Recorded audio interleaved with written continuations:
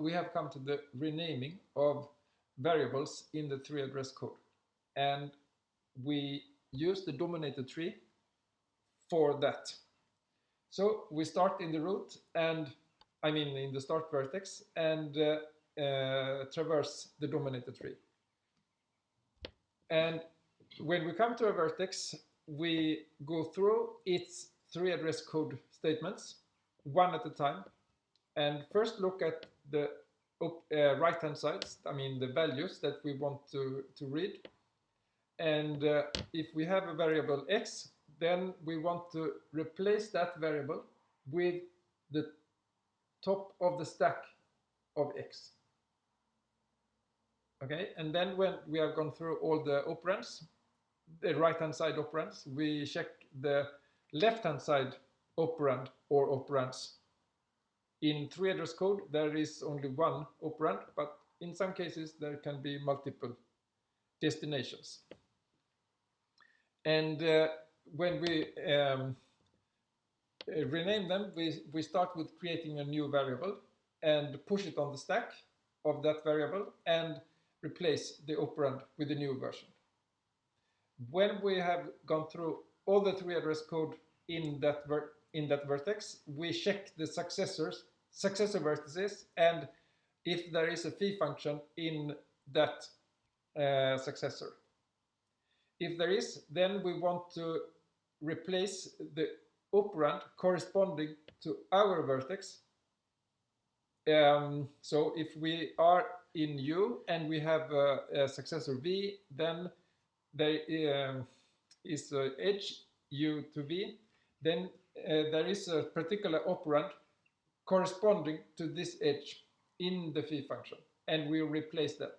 So we need to know, I mean, if we have operand k, then we need to know which predecessor we are.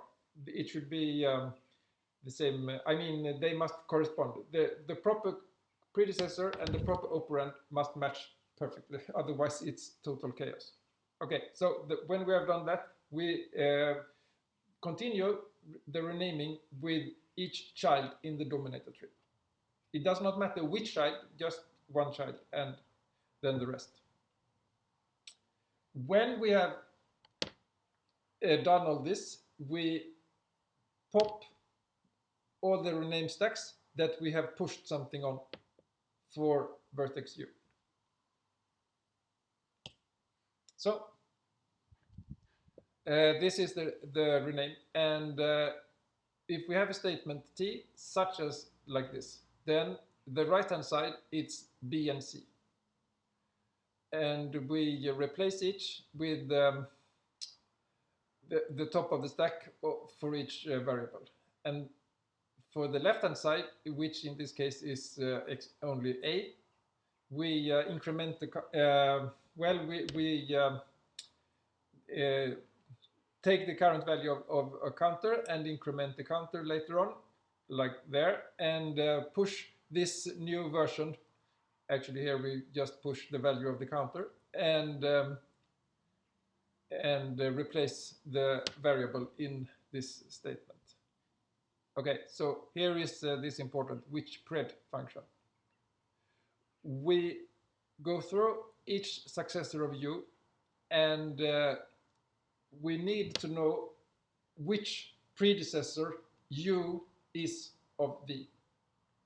So suppose it's predecessor number J. Then we need to update the jth operand of the right-hand side of this phi function to be the top of the stack of the operand. Then we continue in the dominator tree and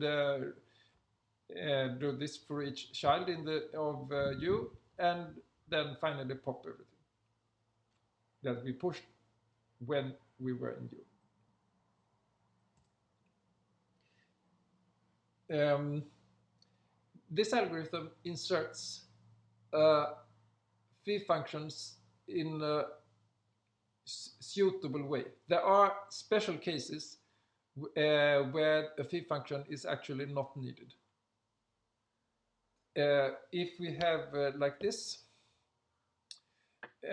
so we have an if statement and an assignment to A, okay, and here we would like to insert the fee function, but since A is not used, then we don't need it.